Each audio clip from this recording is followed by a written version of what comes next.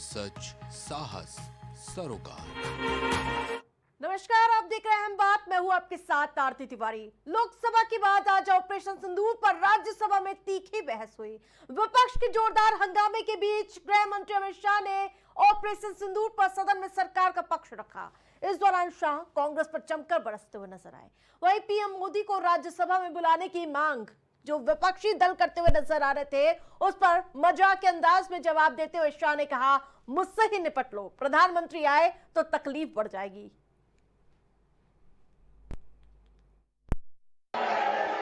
पहलगाम हमले में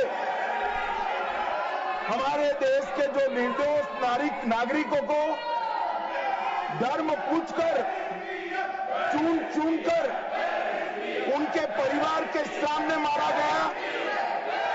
मैं उन सभी दिवंगत नागरिकों के परिवार के साथ मेरी संवेदना व्यक्त करता हूं। लश्कर-ए तोयबा के हेडक्वार्टर को छिन्न विछिन्न कर इनको भेजने वाले भी मारे गए और जिन्होंने गोली चलाई थी वो भी मारे गए। एक प्रकार से ऑपरेशन महादेव और ऑपरेशन सिंदूर दो इकट्ठा होता है तो दुनिया के सभी आतंकवादी हमलों में सबसे सटीक, सख्त और त्वरित जवाब माननीय प्रधानमंत्री के नेतृत्व में भारत के सुरक्षा बलों ने दिया। आपकी जो डिमांड है उसी का जवाब दे रहा हूं। माननीय अध्यक्ष जी, पीएम साहब इनकी ऑफिस में ही है। उनको ज्यादा सुनने का शौक है क्या? भाई मेरे से निपट रहा है, काहे को प्रधानमंत्री जी को बुला रहे हो? और तकलीफ होगी,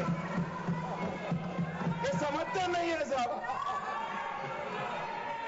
मान्यवर कांग्रेस पार्टी बैठी नहीं है, उनको मालूम नहीं है हर हर महादेव सिर्फ धर्म का नारा नहीं है। शिवाजी महाराज ने जो मुगलों के खिलाफ लड़ाई लड़ी, स्वतंत्रता की लड़ाई लड़ी और शिवाजी महाराज की सेना का युद्ध घोष था हर हर महादेव। और ये प्रतीक है हर प्रकार के भारत पर के हमले का, भारत की संप्रभुता पर हमले का और भारत की सीमाओं पर अतिक्रमण के जवाब देने का। सुना किस प्रकार से गृह मंत्री अमित शाह करारा प्रहार करते हुए नजर आए, लेकिन आज पूरा दिन जमकर बवाल होता हुआ नजर आया। आरजेडी सांसद मनोज झा ने केंद्र सरकार पर करारा हमला बोला। उन्होंने कहा कि नेहरू लाइव प्रीत हैं, जिन्हें नेहरू हर जगह नजर आते हैं। अगर नेहरू इतने ही वर्षों के बाद भी आपको परेशान करते हैं तो कुछ तो बात होगी उस बंदे में, कुछ तो बात थी। अब वो बयान आपको सुनाते हैं। नेहरू लाइफ वेस्ट हैं इस सरकार की।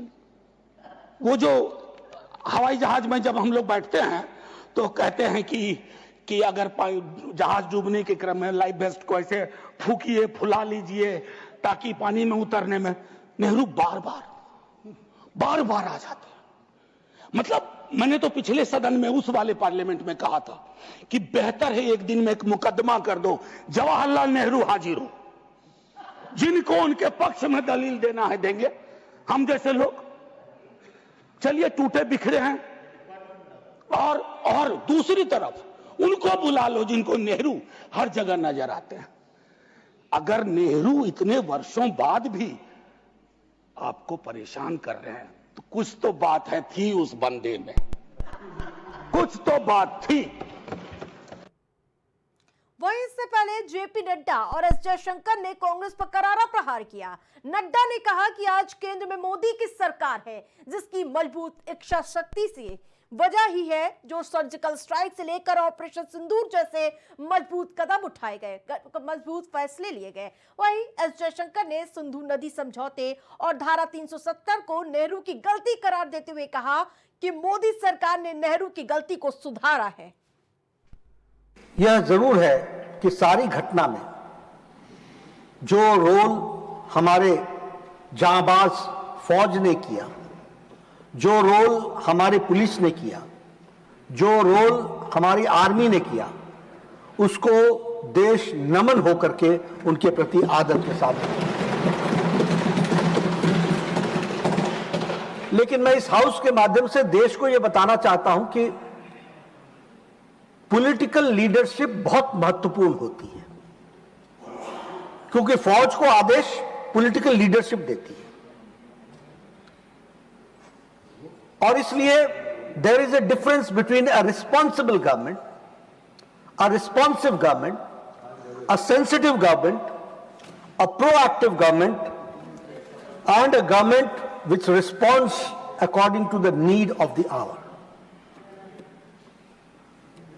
और एक दूसरी गवर्नमेंट भी होती है, क्योंकि पॉलिटिकल लीडरशिप का सवाल होता है उपसभापति जी, जिसे हम इनएक्टिव गवर्नमेंट कहते हैं, ल्यूकवार्म एटीट्यूड वाले गवर्नमेंट कहते हैं, non reactive non responsive government कहते हैं।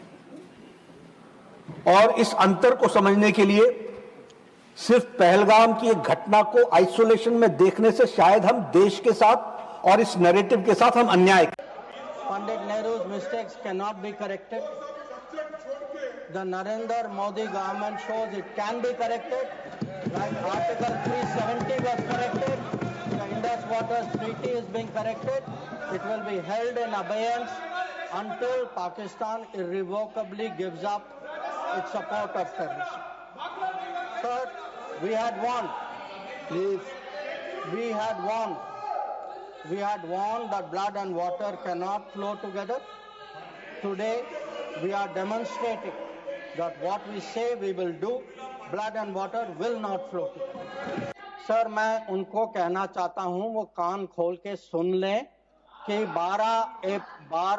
22 अप्रैल से 16 जून तक एक भी फोन कॉल प्रेसिडेंट ट्रंप और प्राइम मिनिस्टर मोदी के बीच में नहीं।